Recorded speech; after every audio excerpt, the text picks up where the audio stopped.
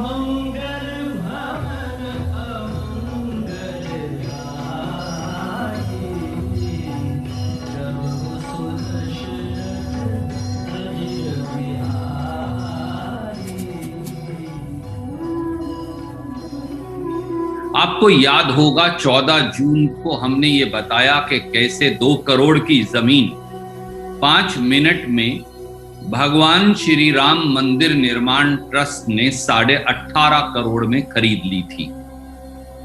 पर यह एक मौका नहीं, लगता है कि इस श्रृंखला में भगवान श्री राम मंदिर निर्माण के चंदे की लूट में चंदाजीवी भाजपाइयों के अब अनेकों उदाहरण एक के बाद एक सामने आ रही है। साथियों, भगवान राम के मंदिर के चंदे की लूट रामद्रोह है। आज फिर हम एक और केस आपके बीच सामने लाए हैं, जहां मात्र 79 दिन के अंदर 1250% अधिक दाम पर भगवान राम मंदिर निर्माण ट्रस्ट को जमीन पूरे मेल जोल से और गड़बड़ झाले और घोटाले से बेच डाली गई।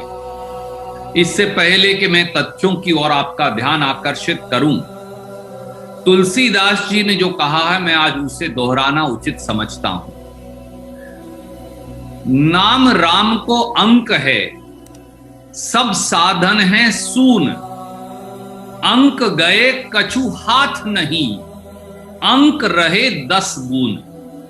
तुलसीदास जी ने कहा है कि राम नाम की आस्था के जो साधन होते हैं वो 10 गुना अधिक लाभदायक हो जाते हैं, परंतु राम नाम की आस्था को खंडित करके जो साधन होता है वह किसी प्रकार का फल प्रदान नहीं कर सकता।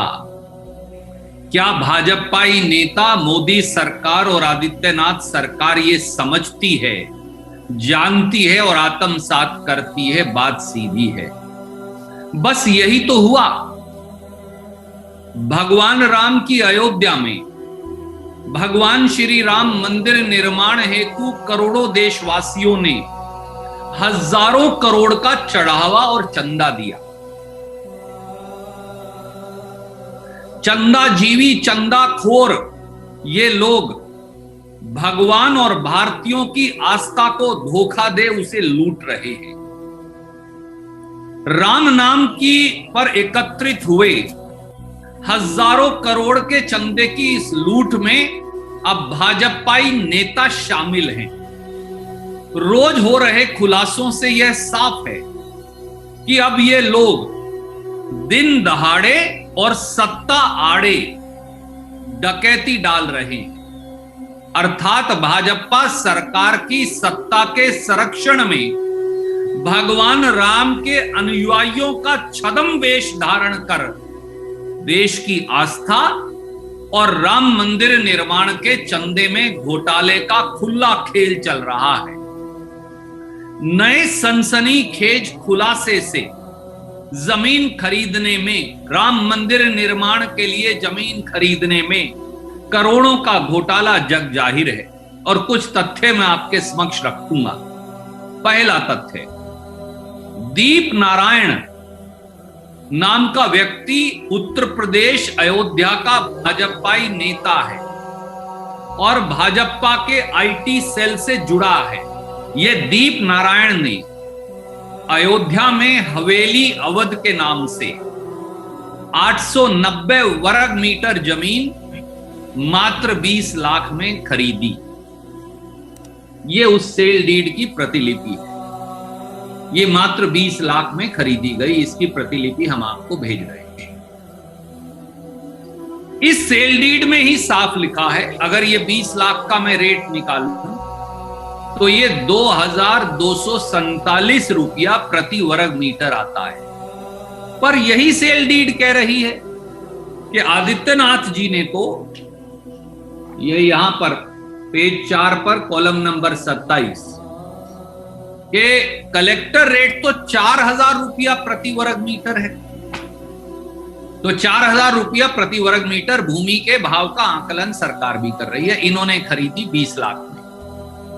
तीसरा तथ्य, मात्र 79 दिन के बाद यानी 11 मई 2021 को भाजपा नेता दीप नारायण ने, जो अपने आप को अयोध्या के मेयर ऋषिकेश उपाध्याय का भांजा भी बताता है और लिखता है, तो मेयर साहब जो मोदी जी और आदित्यनाथ जी के चहेते हैं, उनके भांजे दीप नारायण, वो मात्र 79 दिन के बाद 11 मई 2021 को ये 890 वर्ग मीटर जमीन श्री राम जन्मभूमि तीर्थ क्षेत्र ट्रस्ट मार्फत चंपत राय को 20 लाख की जमीन 2.5 करोड़ रुपए में बेच डालते। सेल डीड की कॉपी मैं फिर आपको भेज रहा हूं, ये वो सेल डीड की कॉपी। तो 20 लाख की जमीन 79 दिन में 2.5 करोड़ 250 लाख की हो जाती है। जब इससे पिछला घोटाला सामने आया था तो महन नृत्य गोपाल दास जी ने आगे आकर कहा कि भैया मुझसे तो 1 साल से चंपत राय या कोई और ट्रस्ट के पैसे का कैसे इस्तेमाल हो रहा है, इस बारे कोई राय मशवरा होता ही नहीं, कोई पारदर्शिता है ही नहीं।